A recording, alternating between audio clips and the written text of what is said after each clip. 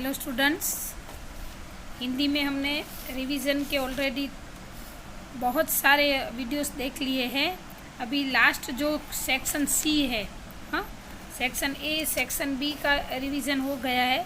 Section C और D है grammar और लेखन। तो आज हम इन दोनों का रिवीजन करेंगे।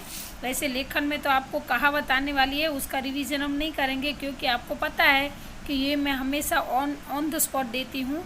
तो इस बार भी ऐसा ही होगा, आपको टॉपिक दिए जाएंगे कहानी के और आपको कहानी ऑन द स्पॉट लिखनी है। तो इस बार ग्रामर में 3 टॉपिक्स है, कहावतें, भाववाचक संज्ञा और कर्तृवाचक संज्ञा। तो हम इसका रिवीजन करेंगे। तो सबसे पहले करेंगे हम कहावतों का रिवीजन। फर्स्ट कहावत है, नाम बड़े और दर्शन छोटे। तो इसका मतलब होगा नाम के विपरीत व्यक्तित्व होना। हाँ, मतलब नाम है उसके हिसाब से उसका नेचर नहीं है। हाँ, नाम बड़े हैं लेकिन उसके दर्शन छोटे हैं, यानी कि नाम के विपरीत व्यक्तित्व होना। काला अक्षर भैंस बराबर, तो इसका होगा बिल्कुल अनपढ़ होना। काला अक्षर भैंस बराबर मतलब बिल्कुल अनपढ़ होना। थर्ड है, बिना विचारे जो करे सो पाछे पछताए। मतलब कि बिना समझे बूझे काम करने पर बाद में पछताना पड़ता है। या तो ऐसा लिखोगे तो भी चलेगा कि बिना सोचे समझे काम करने से बाद में पछताना पड़ता है। फोर है, नाच न जाने आंगन टेढ़ा। तो अपनी असमर्थता छिपाने के लिए बहाना पकड़, मतलब नाचना नहीं आता है वो नहीं बताता, लेकिन ऐसा बोलता है कि आपका आंगन टेढ़ा है इसलिए मैं नहीं नाच सकता। तो इसका मतलब है कि अपना असमर्थता छिपाने के लिए बहाना बनाना। फिफ्थ है, अपनी डफली अपना राग। तो मिलकर काम न करने पर कहा जाता है। हाँ, मतलब कि खुद की बातों के लिए वो करते हैं ना कि हम जो कहे वही सही है। ऐसे लोगों के लिए ये कहावत है कि मिलकर काम न करने पर कहा जाता है। स्वामी होनो सहज है, दुर्लभ होनो दास। स्वामी बनना आसान है बट दास बनना कठिन है। किसी के ऊपर हेड बनकर, किसी का साहब बनना, किसी का स्वामी बनना वो आसान है, लेकिन किसी का दास बनकर उसके शरण में रहना बहुत ही मुश्किल काम है। सावन सूखे न भादो हरे, मतलब सावन में वो सूखता नहीं है और भादरवा, जो अभी भादरवा मंथ चल रहा है उसमें वही रहता है ऐसे। तो अच्छे बुरे समय में एक सा अपरिवर्तित रहना, मतलब चाहे अच्छा समय आए चाहे बुरा समय आए, लेकिन कई व्यक्ति ऐसे होते हैं कि उसका व्यवहार हर समय में सेम ही, दुखी सुख में भी हंसते रखते हैं, दुख में भी हंसते रहते हैं। और कई ऐसे उल्टे आदमी होते हैं ऑपोजिट उनके, कि हमेशा वो दुखी रहते हैं, सुख में भी दुखी रहते हैं और दुख में भी दुखी रहते हैं। तो सावन सूखे न भादो हरे, मतलब अच्छे बुरे समय में एक सा अपरिवर्तित रहना। 8 है, दूध पानी का पानी। तो सच्चा न्याय करना, किसी की लिए न्याय करना, तो उसका मतलब है दूध का दूध और पानी का पानी। तो इसका मतलब होगा सच्चा न्याय करना। ये कहावत हम बहुत ही यूज़ करते हैं और सुनते हैं। 9th है, नौ नगद न 13 उधार। मतलब कि कुछ न मिलने की अपेक्षा थोड़ा बहुत मिल जाना भी बेहतर है। हाँ, हम कहीं पे काम करने जाते हैं तो हमें ऐसा लगता है कि इस तरह तो मुझे काम का कुछ पैसा मिलने वाला नहीं है, लेकिन थोड़ा मिलता है ना, तो फिर जो परिस्थिति होती है ना उसको कहा जाता है नौ नगद न 13 उधार। न रहेगा बांस न बजेगी बांसुरी, मतलब कार्य न करने के लिए कारण कोई तहस नहस कर देना। बांसुरी किस में से बनती है? बांस में से। अगर बांस ही नहीं होगा तो बांसुरी कैसे बनेगी भी नहीं और बजेगी भी नहीं। तो इसीलिए कि हमें अगर कुछ काम नहीं करना है तो हम ऐसे कारण को तहस नहस कर देंगे। मम्मी कुछ काम देगी तो अगर हमें नहीं करना है तो आप बहाने बनाते रहोगे, इसका मतलब है न रहेगा बांस न बजेगी बांसुरी। जिसकी लाठी उसकी भैंस। हाँ, 11th है। तो संसार में सब जगह बलवान व्यक्ति की विजय होती है। जो ताकतवर है ना, उसकी ही जीत होती है। जो निर्बल है उसकी हार हो जाती है। 12th है 100 सुनार की 1 लुहार की। ये तो हम बहुत ही यूज़ करते हैं, रेगुलर भी ये कहावत। तो कमज़ोर की 100 चोटें तथा बलवान की 1 चोट बराबर होती है। कमज़ोर आदमी होता है वो भले 100 बार मारे, लेकिन बलवान अगर उसको 1 बार मारता है तो 100 के बराबर होती है।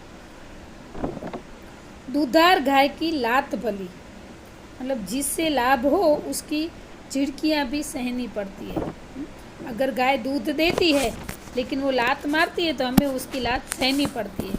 उसी तरह से जो कोई लोग हमें हेल्प करते हैं, चाहे वो फिर वो हमें डांटे, कुछ भी करे, हमें कहीं सुनी कह दे, लेकिन फिर भी हमें वो सहना पड़ता है। सांप भी मरे और लाठी भी न टूटे, मतलब बिना किसी तरह नुकसान सहे काम पूरा करना। 15 है 4 दिनों की चांदनी फिर अंधेरी रात। तो जीवन में सुख थोड़े दिनों के लिए या अल्पकाल के लिए होता है। कई बार ऐसा होता है कि पैसा आने के बाद वो आदमी मनुष्य इतने खुश हो जाते हैं कि दिखावा करते हैं, वो करते हैं, लेकिन पता नहीं है कि पैसा तो हाथ का मैल कहा जाता है पैसे को। तो फिर वो 4 दिनों की चांदनी होती है, फिर अंधेरी रात ही आ जाती है। जहाँ चाह वहाँ राह, मतलब दृढ़ इच्छा हो तो कोई न कोई रास्ता मिल ही जाता है। अगर हमने मंजिल हमें प्राप्त करनी है, हमें डिसाइड किया है कि मुझे ये बनना है, या तो एग्ज़ाम में मुझे इतने परसेंटेज लेनी ही है, तो उसके लिए अगर हमने दृढ़ संकल्प कर लिया, इच्छा है हमारी, तो कोई न कोई रास्ता उसके लिए हमें मिल ही जाता है। हाँ, हर मुश्किल का सामना हम हिम्मत से करने लगते हैं। तो स्टूडेंट्स, यहाँ पे कहावतें पूर्ण होती है। अब हम करेंगे भाववाचक संज्ञा। स्टूडेंट, हमने 8 में सीख लिया भाववाचक मतलब जो भाव दर्शाता है उसको भाववाचक संज्ञा होता है। और एक बात बता दूँ, ऐसा ज़रूरी नहीं है कि इसमें से आपको कोई भी वर्ड मिल सकता है, उसका आपका भाववाचक संज्ञा बनाना आना चाहिए। यहाँ पे आपको 10 वर्ड आपको दिए हैं, जो मैंने पहले भी आपकी बुक में, ये तो सिर्फ मैंने एग्जाम्पल के लिए दिए हैं, आगे भी आपको एक्सरसाइज में आए हैं। हाँ, तो भाववाचक यानी कि जो भाव बताते हैं, इमोशन, तो उसको भाववाचक संज्ञा बोलते हैं। तो समझ लो कि अभी एक वर्ड है कि बड़ा, बड़ा है तो जिसमें बड़े होने का गुण है तो उसको कहते हैं बड़प्पन। फिर समाप्त, तो उसका होगा समाप्ति। फिर है प्रसिद्ध, इसका होगा प्रसिद्धि। फिर है योग्य, तो योग्यता।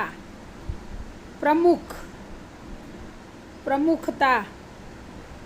फिर है शुरू, तो शुरुआत। नौकर, नौकरी। नियुक्त, तो नियुक्ति। वृद्ध, तो वृद्धत्व। और बच्चा, तो बचपन। तो ऐसे आपको दूसरे वर्ड भी बनाने होंगे। अब है कर्तृवाचक। कर्तृवाचक मतलब कर्ता जो है, उसके बारे में आपको लिखना है। जैसे विज्ञान है तो विज्ञान का काम करने वाला वैज्ञानिक कहा जाता है। क्या कहा जाता है? वैज्ञानिक। इच्छा, तो इच्छा रखने वाला, तो इसका कर्तृवाचक होगा इच्छुक। परीक्षा, तो जो परीक्षा देता है तो उसको क्या कहते हैं? परीक्षक। शिक्षा, जो हमें शिक्षा देता है उसको क्या कहते हैं? शिक्षक। फिर जो आवेदन देते हैं उसको कहते हैं आवेदक। 6th है चिकित्सा, मतलब दवा करता है, हमारी जो ट्रीटमेंट करता है तो उसको बोलते हैं चिकित्सक। संगीत, तो उसका होगा संगीतकार। बात, बातूनी। सदाचार, सदाचारी। कला, तो कला कार। ऐसे जादू तो जादूगर, ऐसे बहुत सारे वर्ड है जो आपको उस वर्ड के ऊपर से कर्ता मतलब कर्तृवाचक संज्ञा बनानी है। बहुत ही ईजी है, आप अच्छे से ध्यान रखोगे तो अपने आप आपको आ जाएगा। तो स्टूडेंट्स, यहाँ पे हमारा रिवीजन कंप्लीट होता है। आपको पूरा रिवीजन अच्छे से आपकी नोटबुक में कंपलसरी लिखना है। बहुत सारे बच्चों ने नहीं लिखा है, तो ये आपको लिखना है ताकि आप अच्छे से पढ़ सको, ठीक है। पहले भी बोला, वापस से बोलती हूँ कि कहानी आपको ऑन द स्पॉट मिलेगी और ऑन द स्पॉट आपको लिखनी है। जो हमारी 3 साल से हम यही सिस्टम पे जा रहे हैं, तो इस बार भी ऐसे ही करना है। तो ये वीडियो यहाँ पे पूरा होता है। अस्तु।